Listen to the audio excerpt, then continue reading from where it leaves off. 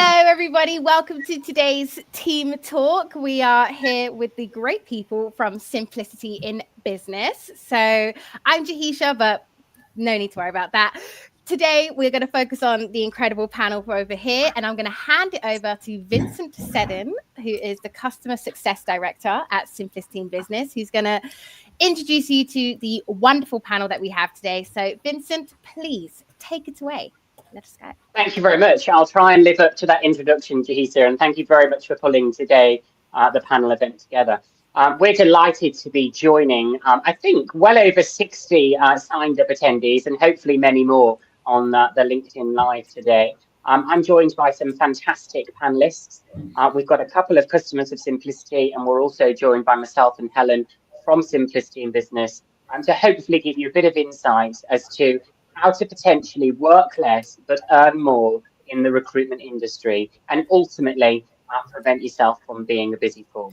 So as Jahisha said, my name's Vincent Seddon. I'm the Customer Success Director here at Simplicity.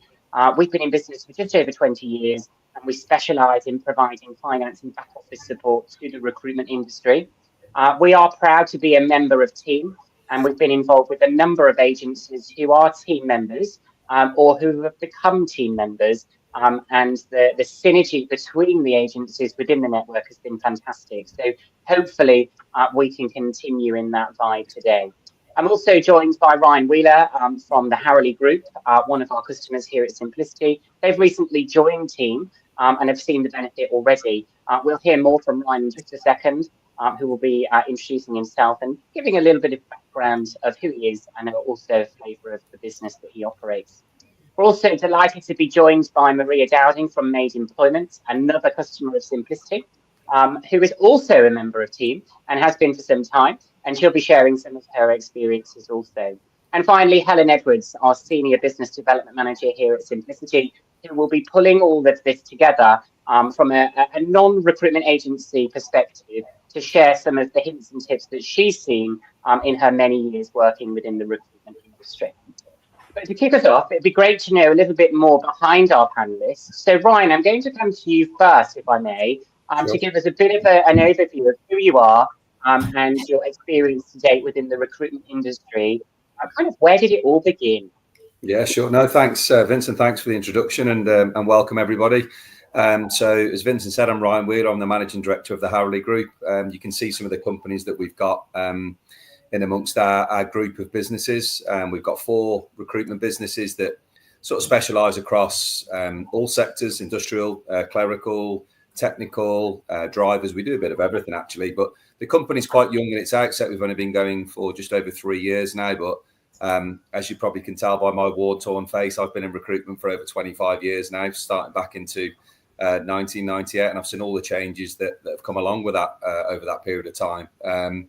So yeah, it started for me back in '98 as a fresh-faced new recruiter, wondering what I'd done getting back into this industry, having been a golf professional just before that. So it was a bit of a strange change for me. But I have to say, it's an industry I love. It brings many challenges, which all you guys will be well aware of. Highs, not so many highs, but the highs are very high, and a few lows along the way. But hopefully, can tell you a few little tricks of the trade that I've picked up over that period of time during today's session. And yeah, looking forward to chatting to you. So thanks very much. Great. I'm sure there's lots of people that want to know more about some of those scenarios. So hopefully we'll hear more about your experience within today's panel event, Ryan. Maria, coming over to you next. It'd be great for a bit of intro into your experience in the recruitment industry. Yeah, of course. Afternoon, everyone. So, well, my journey actually started quite late on in life. I had both my children and thought, do you know what, it's time to get back to work. At the time I was, and I think this is quite pertinent actually, because it just shows that people can come from any walk of their life. I was actually a waitress at the Harvester at the time, doing ironing and all sorts to make ends meet. And I had a friend that worked for Brook Street, and decided I needed to get back to work. Went in to have a conversation at Brook Street. I had worked in and around helping people back to work previously, so I went in to have a chat.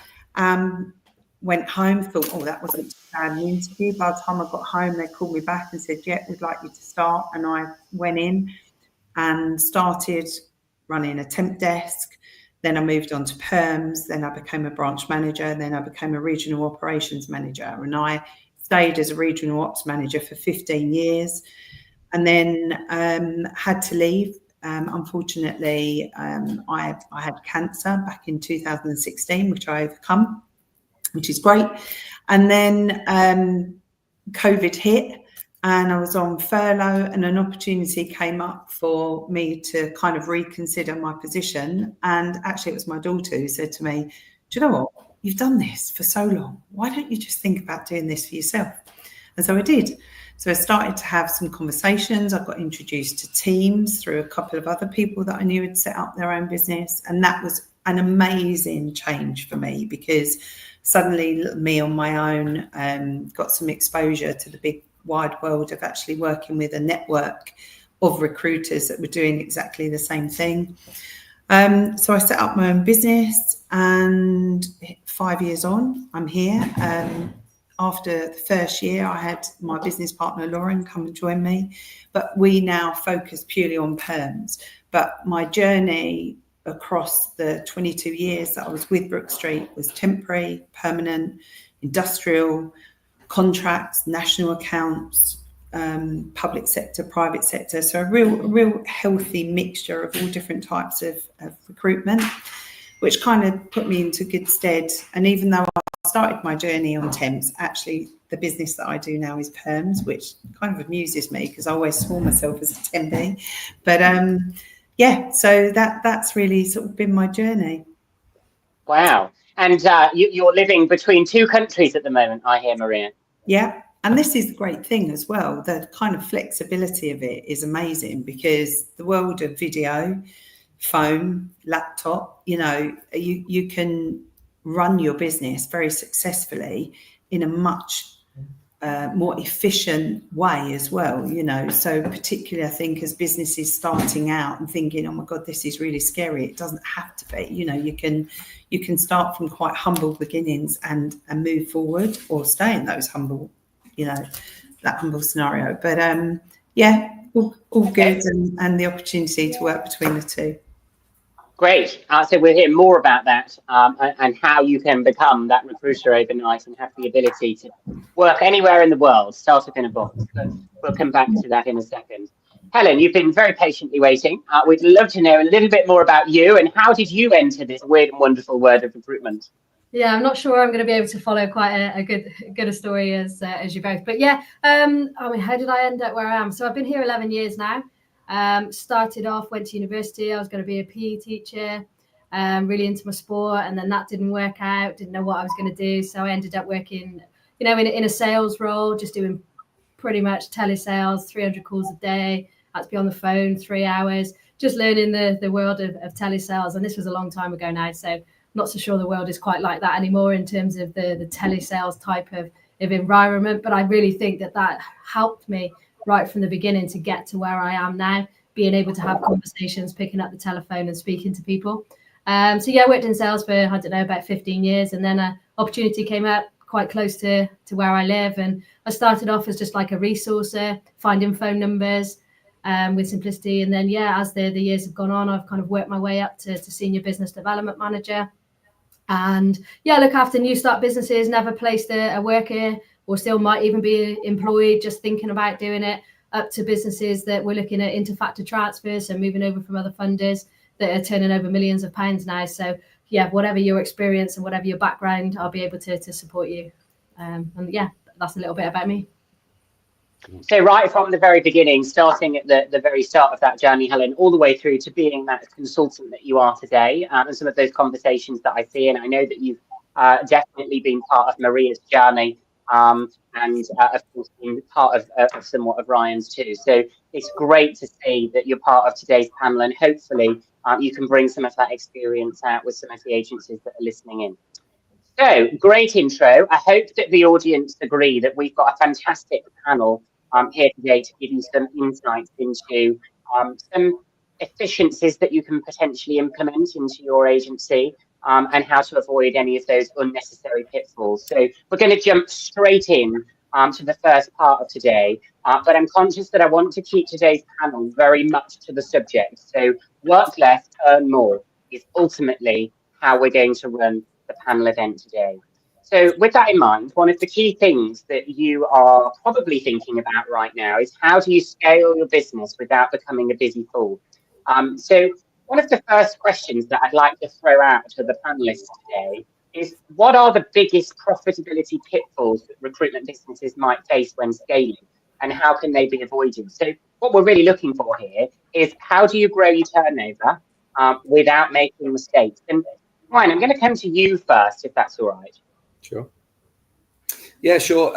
I mean, probably through time, the biggest problems I see people doing as soon as they start to scale, whether that's with existing customers or whether it's with new customers, is the thought that they've got to go out and get additional staff. And probably back when I first started in the late 90s, you probably had to, you had no choice. But there are some wonderful tools out there now that can help you to manage, multiple sites, multiple amounts of people, whether that be through the dreaded word AI. I will say it because I think it's something we're probably going to talk about, throughout today's session, that you can use, making sure your process and your procedures are viable, making sure you've got a good base to build from, to make sure that ultimately that, the customer gets what they want.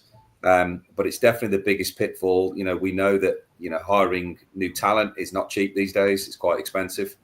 So I think making sure that your procedures and your processes are there to make sure you can take additional business on, because ultimately we all want to scale, don't we? But also making sure that we're taking the right business on. I think that's very important. People sometimes be very head crazy on turnover. This customer might spend 100,000, 200,000, £1 million, but what does that actually mean in terms of profit for you as a business? And we've done a lot of work around that. And actually we've cut one or two customers, from our customer base, that we didn't do that. They were turning over a lot of money, but we weren't actually making any profit. So making sure you've got the right customers as well is very, very important. Great. So I think what you're really alluding to there is the sustainable side of things. So yes, of course, you need to be focusing on growing your business, but do not lose sight of the reason why we're in business, and that is ultimately to make good profit. And that boils down to the fact that not every business is good business. Okay, great. Thank you, Ryan. Maria, I know you have, over the last few years, done just this in terms of scaling your business. Right from the very beginning. So what would your advice be from let's say a perm agency perspective, which is your current focus? I think probably one of the key things, and obviously being in partnership with Simplicity, is really making sure that, you're in a position to financially support that scale. And the learning that I've had is that, as a small business, ones and twos is fine, it's great, it's nice, and generally you can push a higher margin with just a one-off placement with a customer. But going in and trying to find those clients that have either immediate volume or long-term potential to grow, that's probably, I don't want to say the easy part, but that's the bit that you can go out and you can do, and you can have conversations. And Lauren and I have managed to open doors with customers that offered us that potential. What I didn't perhaps quite appreciate until now, a couple of years down the road, is that actually what I needed to do was credit check those clients, make sure that those credit lines would sustain the business that they're offering, and that we could work with it, that we had payment terms that would support that, and then, make sure that whole piece was watertight. And, obviously we work with Simplicity, but I think that's been a learning journey, even with, you guys, because and the thing is, sometimes you don't always know. Some clients can surprise you. You think it might be 4 or 5 placements, and it ends up being 20. Or they suddenly say, actually, here's a project and can you support us? But the learning curve really has been, now, don't just think about those customers. Think about, actually, and it does link to some of what you're saying as well, Ryan, in terms of that viability. But it's, okay, great. Here they are. This is what they can offer. What's their credit? Can I work within those credit loans? What's the payment terms? How quickly can they pay me? Can we sustain this business in line with the growth that they want? Okay, great, lovely. Now I can think about how I'm going to resource that. But I've had a couple of painful experiences which have worked out okay, but we actually did that after we said, yeah, great, let's go. Yeah, give me your vacancies. Well, okay, it's not that simple. So I think some of that scalability is thinking that through. I quite like how you have been realistic in terms of the risk aspect there, Maria. We are all salespeople in the main. We all want to make money, and it's very easy to just say yes, yes, yes to any opportunity that comes along. And Helen, I'm going to come to you in a second to bring in the simplicity aspect here. But the way in which you've spoken there, Maria, around the risk in relation to the demand aspect is crucial to the success of any business, because anything in life comes down to supply and demand. And overnight in the recruitment industry, your demand can shoot through the roof if a new project comes along. You've got a client that wants X amount of workers to be with them on Monday morning. You haven't got the time to make sure that you de-risk that proposition that's been put in front of you, but you also don't have the ability to say no because you're in a scaling process. So Helen, from a simplicity perspective, and we're not here to jump around about simplicity, but I just want to give the audience a flavour of how they can get support from outsourcing some elements, or maybe all of those elements that Maria has just spoken about. Yeah, absolutely. I think the key thing is understanding, if you're starting a business or you're growing a business, is what you as directors or the staff that you have, what are your strengths, what might be your areas of weakness, and where could maybe technology or a company like ourselves plug those gaps to free you up to do those recruiting. Because some people starting recruitment businesses might not have ever had experience in, like you say, Maria, credit limits or knowing how much money you're going to have outstanding. And that comes from like the very base of what you need is a business plan. Now you can have a business plan as whether you're a new start business, haven't never placed a worker, up to businesses that are looking to grow and scale. What does the next few years or even year look like? What do I need to turn over in terms of turnover, but also profit? Most importantly, is where you can then see how many workers you might need out, what is going to pay the bills, what is going to get me to a holiday, and what is the dream at the end of it. So you can have like scales to your business plan. And then once you've done like a maybe even a SWOT analysis, if you want to, on yourself, on your business, and on where your growth is looking, you can then find either companies or areas to plug the gaps to support you, which allows you as the directors to do what you do best, which is the recruitment. So things like getting your clients credit checked, who's going to be doing what within the business, and really knowing your business,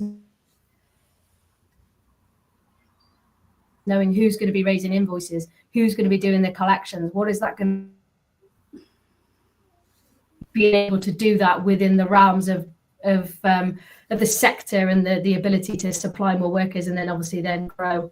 So we could then take away those non-profit making activities to then allow you to go out and hit that business plan. Thank you, Helen. And that's a great way of working less but earning more and de-risking that process in the main as well.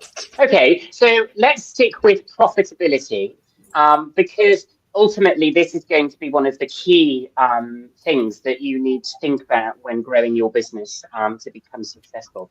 So, Ryan, I'm going to come back to you, if I may. We spoke very much about not all business is good business and maintaining good profit margins within business. But I think out there at the moment, it's a tough market and there's so much competition, so much talk about racing to the bottom in terms of price. So from your perspective of being a very successful business owner of a group of businesses, how and what advice would you give to today's audience in maintaining healthy profit margins? Well, I think, it goes back to the point we just said a moment ago about making sure we're getting the most out of our customers. I think that's really important. I think having a good customer relationship, especially in these tough times, because, if we're finding it tough, the customer base that we've got and the customers or potential customers that you've got in your areas, potentially they're having a tough time as well, which the first thing they do is go, well, where can we where can we save costs? And then normally what happens is either they're coming to your front door or they're beating you with a stick with somebody else's cheap cost. But I do find over the period of time I've been in recruitment, if you've got good, strong relationships, they actually do appreciate that you are a good add-on and an extension to their business, which means some of them don't come and try and get there. You used a wonderful word there, the race to the bottom, which a lot of agencies get into this awful habit of battling each other on price. And in the world we live in, we know it's not all about price. You can buy something for 50p and the same sort of product for £1, but you know that the pound's going to be a lot better than the 50p, and it's the same in our industry. So those relationships I've found has always worked really well for me to make sure that, they might come on the odd occasion to say, look, we need you to do a bit of something for the level of business we give. And I don't mind that, but it is a two-way thing of relationship with your customers, and it actually helps with maximizing your profits. I think the other thing I would add to it is getting a nice sales varied mix of business. We do both temporary work, and we also do contract and permanent work. And I think getting a mix of all, 2 or 3 of these things is really, really important, because, as Maria does a lot more permanent placements than we do, but they're vital. We do some lower end sort of high volume stuff, but we also do some higher end permanent stuff. And I think getting a nice sales mix, inevitably when your P&L comes out at the end of a month, when you've got a nice blend of both, that's when you tend to get the best results. So having a nice varied mix of businesses, not nothing too much too low, but then not trying to reach the skies and not having enough of something that's that's very exclusive. So yeah, a really good blend. Okay, so not putting all of your eggs in one basket. Great. So I just want to focus in a little bit more actually on the difference between temp and perm. And it's great that you do both, Ryan, and we'll come to you in a second, Maria, from a perm perspective. But would you say it's more challenging to decide your profit margin, stick to it, and be able to onboard clients across one or both? Is it easier across temp or perm, or just as challenging across both? Yeah, I think again it comes, and a lot of the guys that have got recruitment, I think it depends on the area you're in. One of the offices we have across here in Shropshire and Telford, it's highly saturated with agencies. And as I say, if you've got lots of agencies doing stuff for a particular price, sometimes you have to get in and around what they do, but not too low. You do have to stick to, we really try to stick to our guns. I learned this quite early in my recruitment career. I never want to be the cheapest. I'm never going to be the most expensive. I think somewhere in the middle is always a good blend. And just as long as you're wrapping around that a really good service and a humane service, I think you'll never be too far away. But I think in terms of temp and perm, you get both. You get some people that are trying to nail you down to crazy. And again, because I'm a bit longer in the tooth now, I'm not scared to walk away from things and just say, look, I'm not doing that. And I think customers are quite surprised by that. And I'm like, well, we're here to make money the same as you are. You wouldn't give your products away for nothing, and we're not going to give our service away for nothing. So it does work both ways. Quite right. And how do you know when it's time to say no? Do you use a calculator? Do you have a metric? How does that work for you? Yeah, I think it's a blend of how much work have you got to do to service that client? That's sort of number one. What sort of volume are they going to give you in terms of usage? And then obviously the pounds and pence in terms of how much money. And you look at that over the period of time they're going to give you the business for, and you make a calculation. We did a really nice piece of work with one of the companies that we deal with, where we'd had quite a large customer who'd spent £9 million, but when we worked back the amount of work we'd done and actually the profit, we'd made almost no money, but for a lot of stress and hassle over the Christmas period. And we actually walked away from the customer in January, and they couldn't believe that we did it. But we've become a much better business now by putting the time and effort we'd spent on that contract into other things that are much more profitable. And it's not us being too big for our boots. It's just being, it's a stressful industry we're in. And when you're putting people under the cosh to work, 7 days a week and early and late, it's sometimes the business, as one of you guys said earlier, it's not worth it. So you just have to look at the whole situation with any customer that you get in bed with. Okay, and that's really practical advice, Ryan. Thank you for that. It kind of comes down to the data behind it, doesn't it, like you say? And unless you're looking at the data, you can't make data-informed decisions. So that's going to probably be the first step. And we're going to come to that in a second with Helen. Helen's going to be talking to us about some of the key metrics that we should be focusing on within the industry. But first, Maria, from your perspective, focusing on the perm side of things, what advice would you have in relation to ensuring we have healthy profit margins? I think in terms of the way Lauren and I operate, we really look at, we call it our perm action plan. It's our job book. You know, people have different names from it, but, you know, whatever we have going on at any one time, we will look at it and think, actually, you know, there's 40 vacancies there, but actually what's going to make a material difference to us today, this week, this month? How are we going to, where do we have control of the customer? Where do we have control of the hiring process? And how are we going to make sure that everything we do hits our bottom line and is going to make a difference? They're going to get their new startup and we're going to actually make money out of it. And that's really kind of how we try and sort of manage it, to make sure that we're getting that profitability, that we've always got a pipeline of placements coming in. And those placements might not be hitting this month, but there are a pipeline of placements coming in. So when we're talking to our resources, it's like, don't worry about when they're going to place, just worry about placing. Just let's make sure you're seeing that happen. And similarly, you know, to what Ryan's saying, we had a scenario last year where we had 2 clients who both offered us some volume, and we worked like Billio for 3 months, and we made 1 placement across those 2 clients, across multiple vacancies.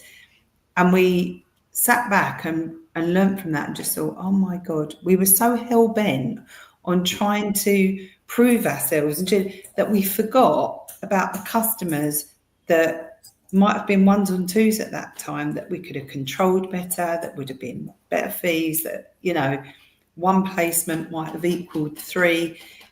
And we just went down this rabbit hole with them. And so, you know, we've learned from that, and now we'll take a much more, you know, day-to-day approach of, and it is a day-to-day approach. What have we got in? What are we moving? How is that money moving across every single day so that we know that it's going to land? I love the strategy there, Maria. It sounds like you've got that long sight in mind. I know you've said that you're working day to day, but it's great to hear that you're thinking about the now, short-term and long-term future. And I'm sure that probably helps out with your regular income from a cash flow perspective. Have you found that that's helped keep a steady stream of income? We try and keep it genuinely with perms, try and keep it really simple. You know, you take a job on, we need to get 3 or 4 candidates in front of that client. We need to get X amount of those turned into interviews in order to get a placement. And whether that's 1 or whether you multiply it by 10 or 50, at the end of the day, we should be able to see, we've got a £50,000 job book. We want at least 25% that, £12,500 on the interview at any one time. £100,000 job book, we want at least £25,000 on the interview at any one time. And so long as we're taking care of that front end, the back end will place. It's like dominoes. You just influence that front end and it will move.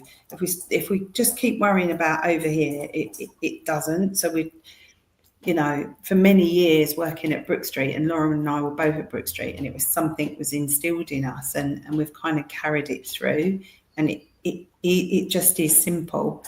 Yeah, the business comes in, keep converting it into interviews, the rest should take care of itself. Keep pushing that through.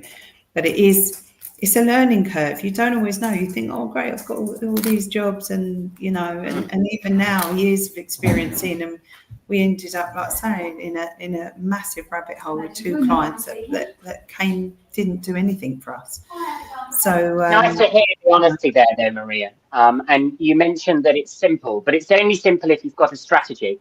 And you certainly have a strategy. So you've got the strategy that works, and the simple bit is repeating that. So it's great to share that with the audience today. Thank you so much. And also, as Simon's quite rightly said, thank you for your honesty, both yourself and Ryan, in terms of some of those probably not pitfalls, but less profitable activity within your business.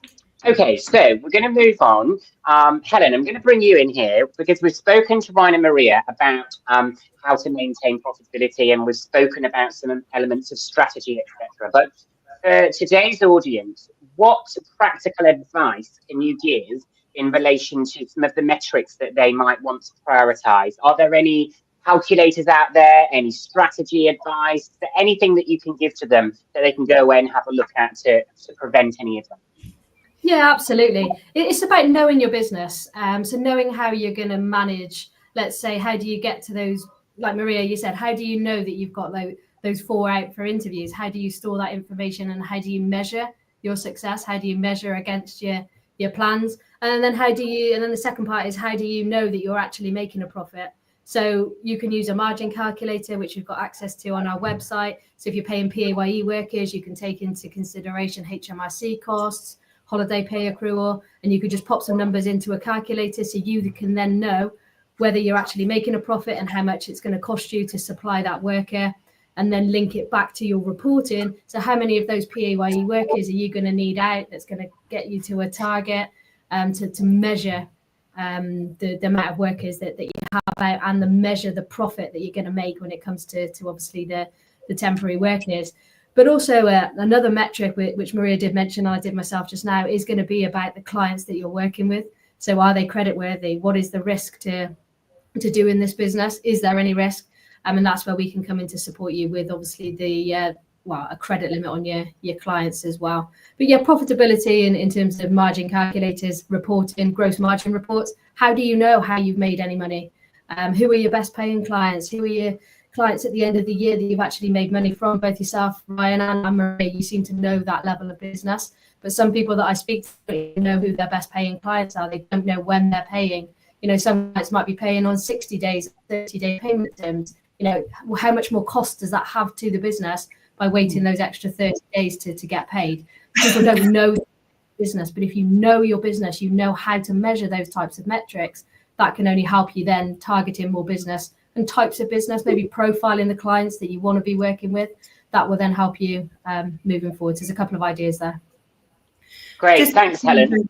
Vincent, if it's right, just to kind of add on there, and I think back, and so often when we're thinking about reducing a fee in order to meet a client's expectation, we're not thinking about the payment terms and actually the impact that has on that percentage fee. So, if you're gonna drop to meet a 10% across the board fee, for example, but the client wants 60 days, actually in real terms, that's going to work out worse for you. So it's either up the fee or, move to a 30-day term so that, you can stay within those limits. But I think it's important to have both things in sight. And being prepared as well, Maria, knowing what you can and can't do. What are your baseline margins that you can work to? And sometimes you need to have that knowledge when you're on the phone, because you don't want to lose an opportunity, you don't want to lose a client. But if you know what you can drop to and the metrics behind that, how many payment terms, how many days, that sort of thing, whether you've got rebates or refunds, free replacements, those types of things on your terms of business. But knowing that before you engage with those end clients will really help you to win more business more quickly, because you don't have to go away, lose the client, and then come back again, and then maybe you've missed out on that particular opportunity. Yeah. Quite right. And you don't want to be learning from your mistakes in those scenarios. You don't want to be dropping your fee, waiting, and then being paid on day 60 and thinking, wow, okay, that cost me a fortune in order to do that, and they still haven't paid, and my cash flow's out here. So great advice. Thank you, Maria, and thank you, Helen, for providing us with that. To kind of sew that up, it sounds almost like we need to be asking ourselves the so what question. So you've delivered the piece of work, and you've delivered on that, and you've got this service in place. But so what? What does that mean in terms of profitability in relation to your business? And we need to keep real in relation to how we're operating. Okay, we're going to speed up the tempo now because we've got quite a lot to get through and only 25 minutes left of today's session. So some great content and great questions. We have also got some questions coming in from the audience as well. So please don't forget, keep those questions coming in and we'll try our very best to answer them. We're going to flip over and talk about tech now. So Ryan, I'm going to come to you because I know you are quite passionate when it comes to tech development and embracing AI, etc. But we also do need to be conscious that we don't sacrifice anything within our businesses. So what advice would you give to agencies that are looking to start their tech journey and embrace that within their current business? Yeah, sure. I think in the evolution we're at now, where AI is starting to and you say I embrace it. I think it's a case of having to these days. You know, I come from an era where there was no technology when I first got into recruitment. I think we had one computer. So it's a case of having to as you get left behind. But I think I'm probably at the point now with AI where as much of the sort of back office systems and processes that we've got within the business, we're trying to utilize AI to make it faster and more efficient. We have trialed it, or we are trialing it on some sort of sales tools. The jury's out a little bit on that for me at the moment. But I think overall, with the things that we're trialing currently, and probably in 6 months, if we did this call again or this type of event again, I could probably give you a bit more background to whether it's been successful or not. But I never want to lose us being a forward-facing company. I think one of the things that people like about us is that we're not faceless. You know, we do have a front. All the consultants and all the guys that work within the business are forward-facing with all of our customers. Everybody's got an account manager. Everybody knows, you know, what they need to do. I've seen other businesses that have tried to become very sort of automated and very AI, and they've fallen down because I don't think the end user's quite ready for that yet. But I do think we will move towards that over the next sort of 2 to 5 years, unfortunately, or fortunately, whichever way you look at it. But there are some really cool pieces of kit out there, whether it's just recording of sessions, things that you can input into your own CRM. We've been lucky enough, we've built our own CRM, but there's things you can plug into it, which make it really, really good and really fast. But I suppose probably one of the biggest things is being able to communicate with your wider audience, whether that's your clients or your candidates, quickly, you know, particularly if we recruit for sites where they have 150, 200 people a day, and just being able to communicate with those people very quickly at the touch of a button is really good, because trying to ring 200 people is not easy. So being able to communicate through portals is quite clever kit. And most people like mobile phones more than they do talking these days. I'm sure you guys have all seen that in the open world we are now. The pub seems to be becoming a bit of a dying art, and people communicate through platforms, whatever they may be. So we have to embrace that from a work perspective as well, which is what we're trying to do. But it is definitely we're testing out and feeling our way around. I'm definitely not an expert at it, that's for sure. We're definitely feeling our way around a little bit. Yeah, I agree with you on the mobile phone and the tech. I think there's definitely some situations that they should be banned. But embracing technology is key across the industry. But I think in a synopsis of what you said there, Ryan, it's really important that we remember why we're famous as who we are in the recruitment industry. There is always going to be a need for you as recruiters. So from a tech perspective, let's embrace it. Let's bring it into our businesses, but let's only make us more efficient. It certainly is not going to replace us. And there is still always going to be a need for our industry, as buoyant as it is. Maria, I'm going to come to you. One of the questions that's been asked from the audience in relation to the different types of work that we might offer. And what they want to know is if you've got any tips in relation to offering slightly different terms. So retained terms, exclusivity, perhaps being paid for the level of work that you put in. I feel this is much more aimed towards a perm perspective. So I wondered if this is anything that you've ever tried or anything that you could advise our audience on.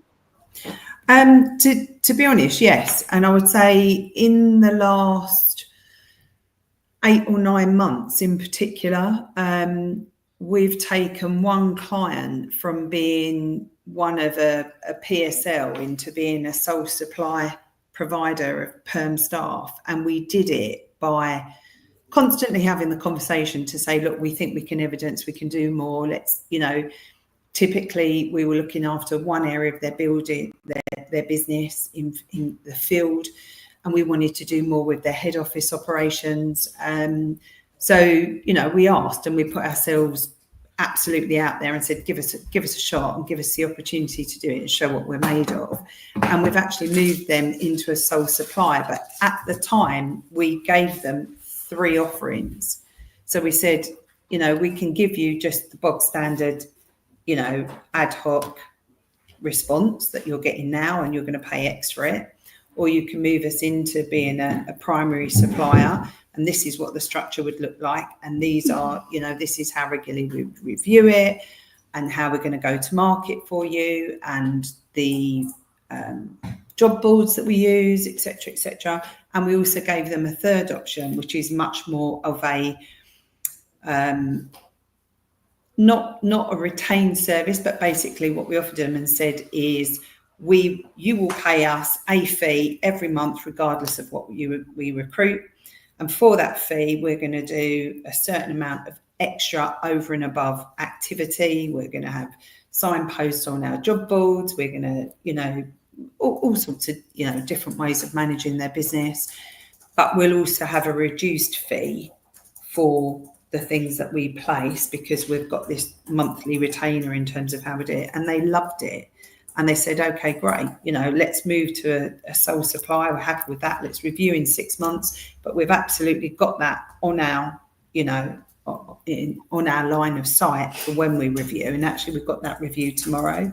So, and we've done this with a couple of customers now, where instead of going back with one response, which was all they asked for, we actually went back with 3 and said, this is what it looks like or could look like. We appreciate you might not be there yet, but this is the journey we'd like to go on with you, however long that takes.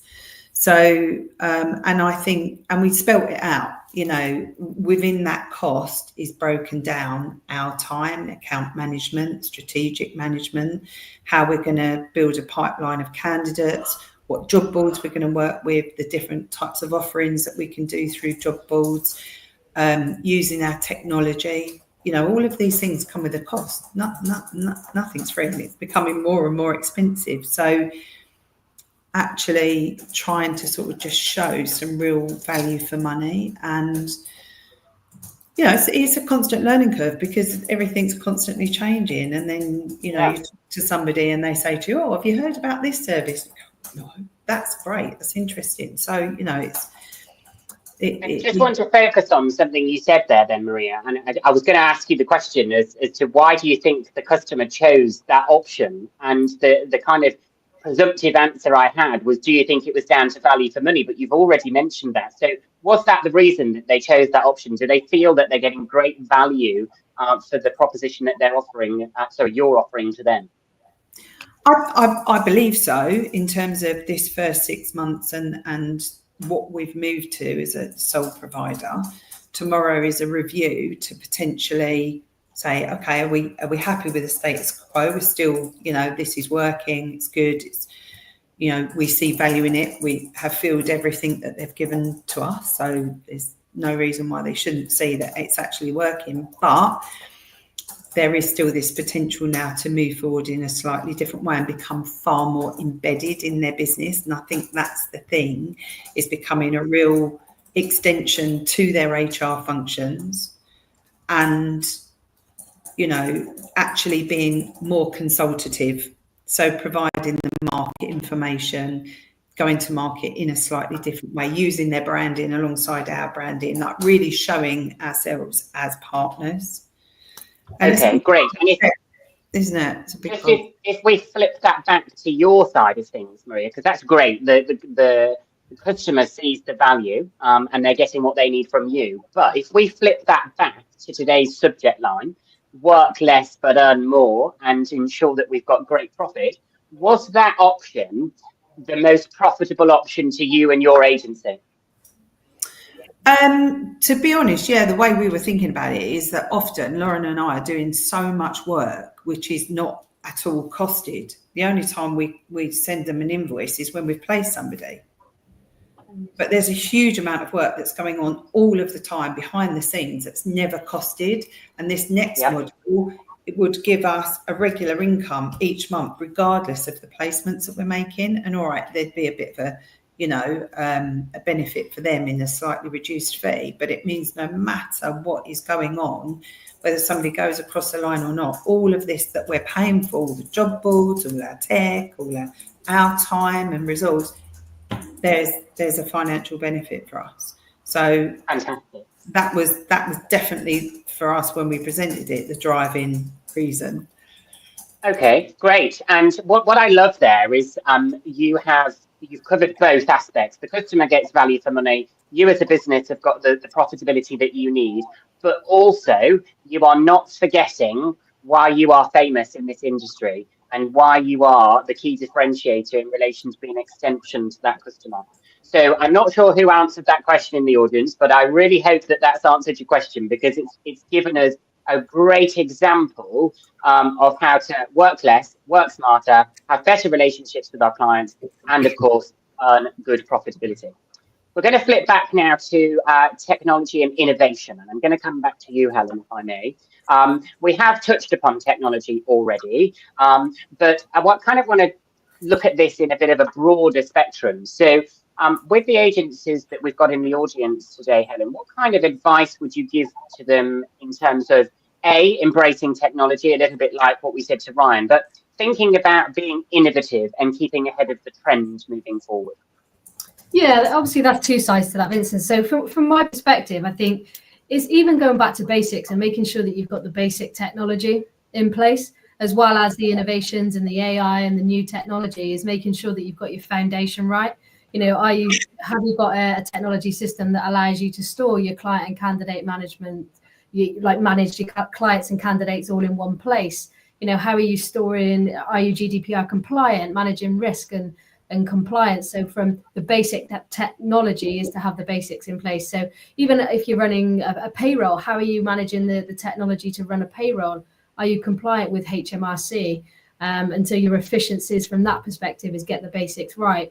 And then when you're innovating or looking to grow the business, the next steps is, where do you feel that you're spending most of your time? And is there a technology system that is going to allow you to free up your time to go back to just doing, as Vincent said, being champions, being the best in the market at what you do, which is recruiting? So things like timesheets. I spoke to an agency last week, education. They're spending 10 hours a week just collecting in timesheets. They've only got like 45 workers out a week, but that was taking 10 hours. And then they've got invoicing, and then they've got some payroll to do as well. So from a timesheet perspective, can you embrace maybe online timesheets, especially in the education sectors? Of course you can. Are you in those sectors that could embrace that type of technology that links them with your invoicing as well? You know, who's managing your invoicing? How do you know that it's correct? How do you know that it's accurate? Are your invoices going out on time to the right legal entities and compliance? Is there a piece of technology that allows you to do that? And then collections as well. You know, how are you knowing when your clients have paid? How do you know how much they paid, and do you know that they paid the right amount of money? That could link to a bank account and having the correct banking systems in place as well. So yeah, so in terms of technology, there's lots of innovations, but I would probably need to understand where your gaps are in terms of your knowledge, your experience, so you really don't want to do those types of activities, and then try and find a piece of technology that will plug the gap to allow you to work less on tasks that take you the longest to complete. And there's lots of different tech out there, whether it's online interviewing for your candidates, or whether that's, as I said, your timesheet technology, workflow systems. You know, can you get a piece of technology that's going to give you a CSV file at the end of it to run a payroll? But yeah, really understanding where you are with the business, and then obviously plugging those gaps with any tech that's out there.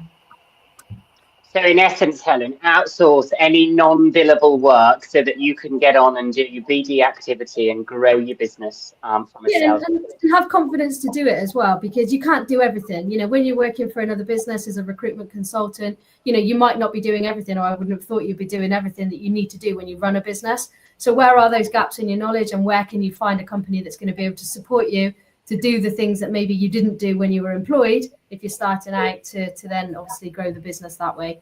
But yeah, have the confidence in what you're good at, but also have the confidence to understand maybe what you're not so good at, and also then reach out and speak to professionals that, you know, we exist as a business to do those types of things. You know, we've been going sort of 21 years now, supporting recruitment businesses, doing the bits and pieces that don't necessarily make them profit, but take them away from doing what they do best, which is recruiting. And sometimes I speak to businesses that do way less recruiting now they're running their own business than they ever did as an employee consultant.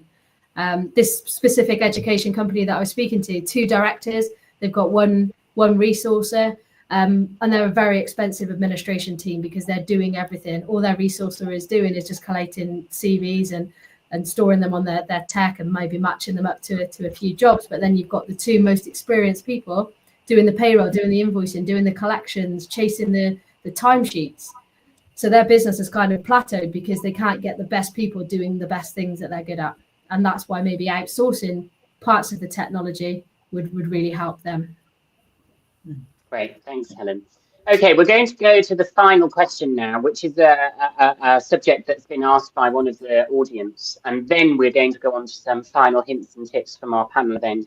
We have so much content that we could discuss with you today, but we only have an hour. So we're focusing on the key things. Ryan, I'm going to come to you for this question. One of our audience members has asked the question, how do you know when to increase headcount? And I guess really, we've spoken quite a lot about how we sustainably grow an agency, focusing on profitability, all of those kind of things. You touched upon this when we first started today about being confident when increasing headcount and how to do it. So can you bring that to life for us in terms of when is the right time and some of the key things for the agencies to think about? Yeah, sure. I mean, this is the magic formula for any business, isn't it? In recruitment, obviously increasing your headcount obviously increases turnover, profitability, etc., etc. And I don't think there's one single way of doing that. I think there's lots of ways, particularly in the world we're in now. I saw the question flash up a minute ago, so I just made some notes here. So for me, first and foremost, it's looking in your current client base or your database, and that can be your existing clients that you're dealing with. Have you maximised the amount of business that one particular customer's got? Are you dueling alongside other agency or agencies? Can you pick a bit of their business to increase your headcount? Is there something on your sort of relaxed database that you're not now currently trading, but you were trading with them previously? It's always good to go back to those people, because the amount of times I have to say that's happened to me where I've thought a client's quiet and I've sort of left them thinking they're going to call me back, and then next thing you know, they're using somebody else instead of you using them. So that's so really working your whole database for me is a real good one. Obviously, natural sales. Yeah, I think Helen was saying earlier about telesales. There'll always be a place in this world for telesales. I don't think it's probably as prevalent as it was many years ago, but I do think picking the phone up through your Salesforce, whichever that's made up in your own business, to make sure that you are touching base with the clients that are in your area. The use of AI is very, very important. There's some really clever tools out there that through the likes of LinkedIn, etc., can really get you in front of people. I think Maria mentioned it, and I'm sure she mentioned it if you ask her now. Things like Team are really good. Using collaboration, we're not scared now to work with other agencies. Used to be dead against it many years ago, but I think collaboration with other agencies, because there's enough business out there for everybody if you do it correctly, and if you can utilize each other's database, that really works. It's worked really well for us. We do mail shotting, etc. But probably one of the most prominent things that I've learned in recent times is making sure you're promoting and marketing your own business. So when a customer does come to look at you, because they do, let's be honest, anything we do in life now, if we're going to visit somewhere, we're going to go to a restaurant, we're going to go to a theme park, the first thing we do is go online and have a look what it looks like, make sure the review of that business looks okay. Well, as recruitment agencies, many times we're not very well thought of. So I think having a good name in this industry is very important. So making sure your Google reviews are up to date, making sure you've got a presence on LinkedIn or any of the social media platforms that you see might be good for your type of business, and promoting yourself to make sure you look good. So when you are sort of outputting and a customer goes, I'm keen to use somebody, they look at you and go, do you know what, the feeling about this agency is really good.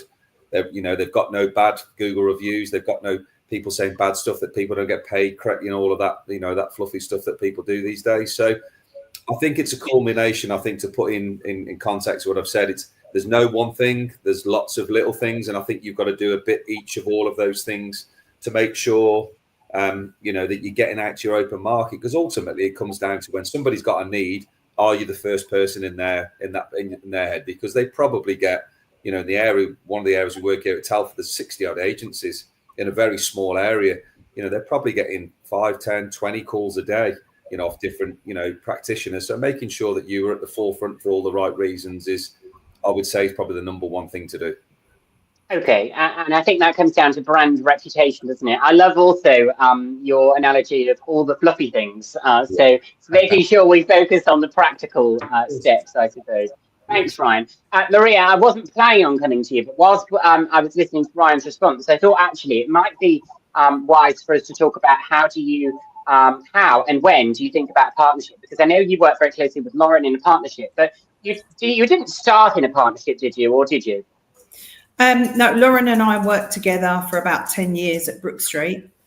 And then Lauren went off to do other things. And then post-COVID, our paths crossed back over basically through Teams, actually, because I'd started my business, got recommended to Teams, wanted to feel like as a solo recruiter at that point, I had a wider network.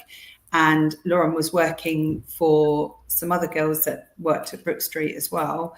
And I said, hey guys, you need to come and join Teams, because, you know, you can share candidates, share jobs, we can work together. And that's how we did. So our paths kind of crossed back over.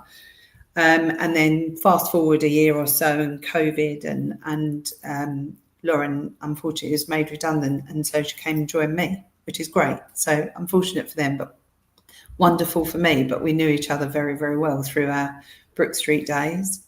Yeah. Okay, so I guess really that scenario is a bit of an unplanned scenario. I know you've obviously worked together for a long time, but sometimes you just can't plan for these occasions, and it's about taking the opportunity when it arises and run with it. So thank you for sharing that, Maria. Okay, so we've got 3 minutes, so we've got to be quick, sharp with our final pieces of advice. Helen, I'm going to come to you first. What would be the one piece of advice that you would give to our audience today that you would like them to take away from today's session?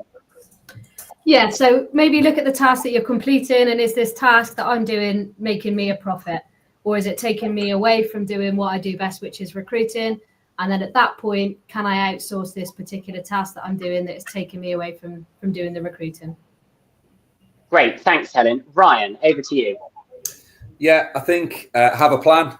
I think I said this when we did the expo, you know, have a plan, realise where you want to go. I think the analogy I gave, when you get in a car, you're normally driving somewhere, you've got an end destination. And I think in business it's no different. You know, whether you can't see the very end goal, that's okay, but definitely look what's the next goal and the goal after that.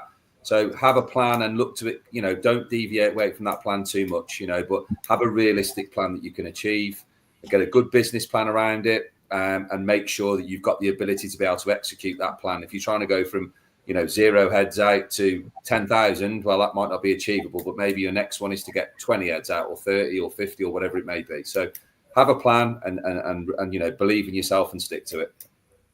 Great. Thanks, Brian. And finally, Maria.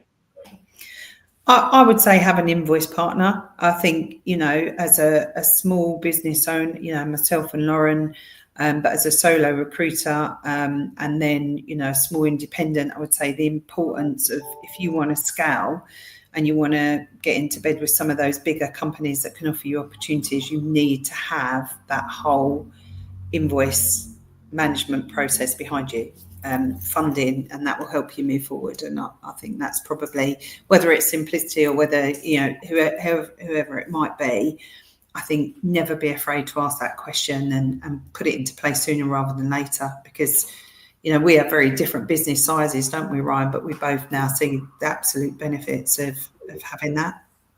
Yeah. Great. Thanks, Maria.